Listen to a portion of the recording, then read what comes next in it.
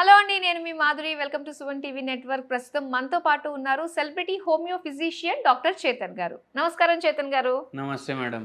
చేతన్ గారు, ఇప్పుడు డయాబెటీస్ అంటే కంప్లీట్ గా లైఫ్ స్టైల్ చేంజ్ చేసుకోవాలి, ఫుడ్ హ్యాబిట్స్ చేంజ్ చేసుకోవాలి, డైట్ లో మార్పు ఉండాలని చాలా మంది అనుకుంటుంటారు. సో డయాబెటీస్ కి white rice versus brown rice ఏది బెస్ట్ అంటారు? మీరు రైస్ తింటారా? తింటానండి. మీకు ఏ రైస్ ఇష్టం? నాకు బ్రౌన్ రైస్ అంటే చాలా ఇష్టం. బ్రౌన్ రైస్ అంటే ఇష్టమా? మీరు బ్రౌన్ రైస్ ఎప్పటి నుంచి తింటున్నారు చెప్పండి. నేను ఆల్మోస్ట్ ఒక 5-6 years గా బ్రౌన్ రైస్ తింటున్నాను. అంతకు ముందు మీకు బ్రౌన్ రైస్ టేస్ట్ అన్న తెలుసా? తెలియదు కదా. అంతకు ముందు మీరు వైట్ రైస్ తింటుండే కదా. అవును. అయినా మీకు షుగర్ వ్యాధి లేదు కదా? లేదు కదా. మీకు వైట్ రైస్ తినడం వల్ల షుగర్ వ్యాధి వచ్చిందా? రాలేదు కదా. ఇప్పుడు మనం ఏం అర్థం చేసుకోవాలంటే, ఈ మధ్య ట్రెండ్ వైట్ రైస్ అందరు ఎవరు చెప్తే white rice not good for health అని చెప్తున్నారు. అవునా కాదా? అవునండి. అప్పటి నుంచి ఏమైపోయిందంటే బ్రౌన్ రైస్ తినడం అలవాటు చేసుకున్నారు పేషెంట్లు. ఒక విధంగా చూసుకుంటే ఇప్పుడు నేను ఏమంటా అంటే పేషెంట్లకు, సార్ మీరు ఒక్క పూట రైస్ తినండి, మన దగ్గర మొత్తం షుగర్ వ్యాధి రివర్స్ అయితే తగ్గుతుంది. మొత్తం షుగర్ వ్యాధి వస్తారు, ఏడికెళ్ళో వస్తారు. ఛత్తీస్గఢ్ నుంచి వస్తారు, జార్ఖండ్ నుంచి వస్తారు, ఇందోర్ నుంచి వస్తారు, భోపాల్ నుంచి వస్తారు, మళ్ళీ దాని తర్వాత ఢిల్లీ నుంచి వస్తారు, ఎక్కడెక్కడి నుంచో వస్తారు షుగర్ వ్యాధి తగ్గించుకోవడానికి. అంటే ఏమైపోతుంది అంటే ఒక టైం తర్వాత మనిషి విసిగిపోతాడు. అరే ఏమేం చేయాలి, నేను ఎంత అని చేయాలి, ఎప్పుడు వరకు అని చేయాలి అని అయిపోతుంది కదా. అవును. ఒకరి దగ్గర పోతే బ్రౌన్ రైస్ తిను, ఒకరి దగ్గర పోతే మిల్లెట్లు తిను, ఒకరి దగ్గర పోతే నువ్వు పాలే తాగకు, ఒకరి దగ్గర పోతే నువ్వు చక్కెరే తినకు, ఒకరి దగ్గర పోతే ఏమో నువ్వు షుగర్ సబ్స్టిట్యూట్లు వాడు. ఇట్లా ఒక్కొక్కరి దగ్గర పోతే ఇప్పుడు ఏది చేయాలి, కన్ఫ్యూజన్ అవుతుంది. ఇప్పుడు మన పేషెంట్ ఒకరికి షుగర్ వ్యాధి పూర్తిగా తగ్గింది, నాకు అడుగుతున్నారు, సార్ ఇప్పుడు నేను ఊలాంగ్ టీ తాగాలనా, జిన్సెంగ్ టీ తాగాలనా, వైట్ టీ తాగాలనా? ఎందుకండి ఏమైంది? మీరు చెప్తారు కదా, ఒక వీడియోలో ఊలాంగ్ టీ అంటారు, ఒక వీడియోలో వైట్ టీ అంటారు. అయితే నేను చెప్పిన మీకు ఏది నచ్చితే అది తాగండి. ఇప్పుడు కొందరికి ఊలాంగ్ టీ ఇష్టం అయిపోతుంది, అది తాగి మీరు అదే కంటిన్యూ చేయండి అని చెప్తా. అయితే ఏందంటే ఇప్పుడు జనాలకు ఎట్లా అయిపోయింది, ఎవరు ఏది పడితే చెప్తే అది చేస్తున్నారు. ఎందుకంటే హెల్త్ కాన్షియస్ మనం కరెక్ట్ ఉండాలి. ఫస్ట్ థింగ్, మన హెల్త్ కాన్షియస్ డెసిషన్స్ ఎప్పుడైనా తీసుకుంటే కరెక్ట్ డెసిషన్స్ ఉన్నాయా లేవా అని తీసుకోవాలి. బేసిక్గా మనం ఫస్ట్ ఏమర్థం చేసుకోవాలంటే, షుగర్ వ్యాధి ఉంటే రైస్ తినొచ్చా, తినలేమా? షుగర్ వ్యాధి ఉంటే నేనైతే పేషెంట్లకు చెప్తా, మీరు తినండి, తినొచ్చు, వైట్ రైస్ అయితే రైస్ తినొచ్చు. అది బ్రౌన్ రైసా వైట్ రైసా మనం ఇప్పుడు డిస్కస్ చేద్దాం. ఓకే. మీకు బ్రౌన్ రైస్ టేస్ట్ ఇష్టమా, మీరు బ్రౌన్ రైస్ తినండి. మీకు వైట్ రైస్ టేస్ట్ ఇష్టమా, వైట్ రైస్ తినండి. కానీ ఒక్క పూట మీరు రైస్ తినండి. ఓకే. ఎందుకు? పుట్టే ముందు నుంచి మనం పేరెంట్స్ రైస్ తింటున్నారు. అవును.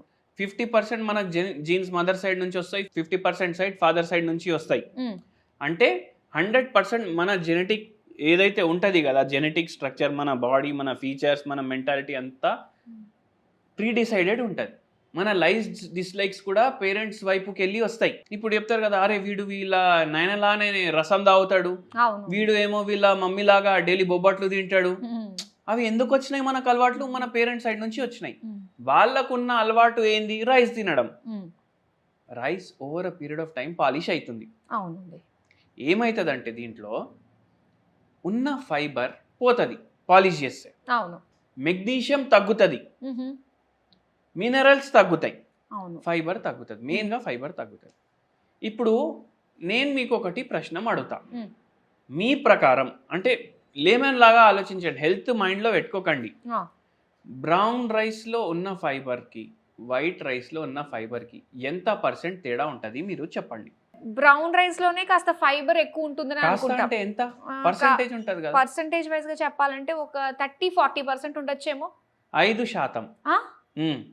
5% ఫైబర్ బ్రౌన్ రైస్ లో. దానికోసం ఇప్పుడు ఎట్లా అయిపోయింది అంటే, ఇప్పుడు వాడు హస్క్ తీయకుండా మనకు అమ్ముతుండు కదా రైస్. అవును. అంటే ఏంది, ఫైబర్ తీయకుండా పాలిష్ చేయకుండా మనకు రైస్ అమ్ముతుండు. దాని ప్రకారం బ్రౌన్ రైస్ రేట్ తక్కువ ఉండాలి కదా. అవును. కానీ బ్రౌన్ రైస్ రేట్లు పెరిగిపోయినాయి. అవును. ఎందుకంటే డిమాండ్ పెరిగింది. యాక్చువల్ గా చూసుకుంటే వైట్ రైస్ కి బ్రౌన్ రైస్ కి ఫైబర్ లో ఉన్న తేడా 5%. అబ్బా, 5% డిఫరెన్స్. మీరు టేస్ట్ కోసం తింటున్నారంటే బేఫికర్ వైట్ రైస్ తినండి. ఒక 3 బుక్కలు తక్కువ తినండి. ఓకే. మళ్ళీ ఇంకోటి నేను చెప్తాను, ఈ మధ్య మీరు వింటున్నారు మెగ్నీషియం డెఫిషియన్సీ. షుగర్ వ్యాధి పేషెంట్లలో ఎక్కువ వచ్చేది మెగ్నీషియం డెఫిషియన్సీ. అవును. మీరు 50 దాటిండ్రు, మీకు షుగర్ వ్యాధి ఉంది, నరాల నొప్పులు ఉన్నాయి అంటే మెగ్నీషియం డెఫిషియన్సీ ఉంటుంది. మీరు వైట్ రైస్ తినకుండా బ్రౌన్ రైస్ తినండి. హస్క్లో ఉంటుంది మెగ్నీషియం, అది మొత్తం పాలిషింగ్లో పోతుంది. ఇంకా ఏ రైస్ అన్నా ఇంకొకటేలా అనిపిస్తుంది కదండి మరి. అంతే. బ్రౌన్ రైస్లో ఏమో మీకు మెగ్నీషియం వస్తుంది, అది డెఫిషియన్సీ కొద్దిగా కవర్ అవుతుంది. ఓకే. కానీ దాని తప్ప మీరు వైట్ రైస్ బ్రౌన్ రైస్ ఎక్కువ ఆలోచించే అవసరం లేదు. సింపుల్ చెప్తా నేను పేషెంట్కి, ఇది ఇష్టం, ఇది తినండి, పోర్షన్ కంట్రోల్ చేయండి. మళ్ళా మాకు షుగర్ వ్యాధి వచ్చింది కదా తినడం వల్ల, నేను ఒకటి చెప్తా, మీరు తిండి వైట్ రైస్ తింటే రాలేదు మీకు షుగర్, మీ లైఫ్ స్టైల్ చక్కగా లేకపోయేసరికి వచ్చింది మీకు షుగర్. అవునా కాదా? అవును. సూరత్ నుంచి ఒక అతను వచ్చిండ్రు, వాళ్ళ కాడ చపాతీలు తింటారు. ఓకే. నరాల నొప్పులు ఉన్నాయి, చేతుల్లో తిమ్మిర్లు ఉన్నాయి, చక్కర్లు వస్తున్నాయి, మార్నింగ్ తొడ నొప్పులు, అరికాల మంటలు, ఇట్లా ఎవరో తోసినట్టు ఉంది ఫీలింగ్ వెనకాల నుంచి. షుగర్ కంట్రోల్లో వస్తలేదు. రైస్ తింటారు, మేము రైసే తినాం, షుగర్ రాలేదా చెప్పండి? వచ్చింది. అవునా కాదా? Main thing life style. నేను చెప్తాను, మీ ఆఫీస్ ఎంత దూరం? 3 కిలోమీటర్లు. డైలీ ఆఫీస్కి వెళ్ళండి వాకింగ్, డైలీ ఆఫీస్ కాడికి వెళ్ళి రండి వాకింగ్, 6 కిలోమీటర్స్ అవుతుంది కదా. దాని తర్వాత ఏదో వర్కౌట్ చేయండి, ఏదో మీకు ఇష్టం ఉన్న స్పోర్ట్స్ ఆడండి. అరే 50 ఏళ్ళకి ఏం ఆడతాం? ఎందుకు 50 ఏళ్ళకి తింటలేమా? మనకు ఏది ఇష్టం అది మనం చేస్తలేము. అవును. క్రికెట్ ఆడుతుండే, గల్లీలో ఆడుతుండే క్రికెట్ చిన్నగా ఉన్నప్పుడు, ఇప్పుడు ఆడుతున్నారా ఎవరైనా? అరే మనం ముసలోన అంకల్ అయిపోయినాం మనం. ఎందుకు మనకు ఈ ఆటలు? అరే మీకు ఏది ఇష్టం మీరు అదే వదిలేసి మీరున్న మనిషినే లేరు, ఇంకా మీకు రోగాలు రావా? వస్తాయి. అవునా కాదా?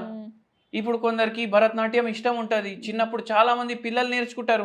అవును. అది ఒక సాధన, గుళ్ళల్లో చేస్తుండే భరతనాట్యం కానీ కూచిపూడి కానీ, అవి కూడా వదిలేసుకుంటారు. ఏం చేయాలి సార్, వంటలు చేయడానికే 2 గంటలు అవుతుంది, మళ్ళీ 2-3 గంటలు బాసన్లు బట్టలు, పనామె వస్తుంది, ఆమెతో మొత్తం ఇల్లు ఊడవడం అవన్నీ చూసుకోవడం, పిల్లలు టిఫిన్లు, ఏడ మిగులుతా టైం? మీకోసమే మీకు టైం మిగులకపోతే రోగాలు వచ్చేది ఎట్లయినా వస్తాయి. షుగర్లు, బీపీలు, థైరాయిడ్లు అన్నీ వస్తాయి. అవును. రోజు 4 గంటలు ఏదో ఫిజికల్ యాక్టివిటీ చేయాలి, రోజు 8 గంటలు పడుకోవాలి. ఏమన్నా తింటే ఏం కాదు. ఓకే. పొలాల్లో పనిచేస్తుండే ఇంతకుముందు 8 గంటలు వర్కౌటే కదా. అవునా కదా? ఫిజికల్ గా చాలా వర్కౌట్ ఉంటుంది వాళ్ళకి, ఏం రోగాలు ఉండవు వాళ్ళకు, ఇప్పటికీ ఉండవు. అవును. సరే పెస్టిసైడ్ల వల్ల రోగాలు వస్తాయి, వాళ్ళు ఏమంటారు ఫర్టిలైజర్స్కి ఎక్స్పోజ్ అవుతారు, దానివల్ల రోగాలు వస్తాయి. కానీ ఫిజికల్ యాక్టివిటీ మాత్రం బ్రహ్మాండంగా ఉంటది కదా.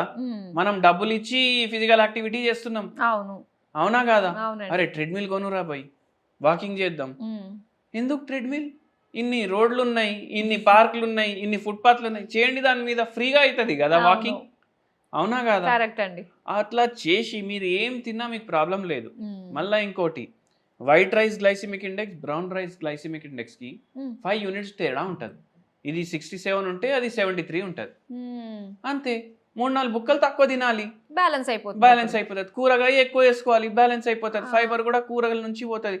ఏం మైండ్లో పెట్టుకోవాలి, నైట్ టైం మిల్లెట్ మీల్ పెట్టుకోండి, మధ్యాహ్నం రైస్ పెట్టుకోండి, మార్నింగ్ ఏమో టిఫిన్లు చేసుకుంటే ఒకరోజు మిల్లెట్ తోటి, ఒకరోజు రైస్వి, అంటే టిఫిన్లలో కూడా రైస్ వేస్తాం కదా, ఒకరోజు రైస్ వేయండి, ఒకటి రోజు మిల్లెట్ వేయండి. ఎక్కడ వరకు అయితే బండ్లు వాడకండి, లిఫ్ట్లు వాడకండి.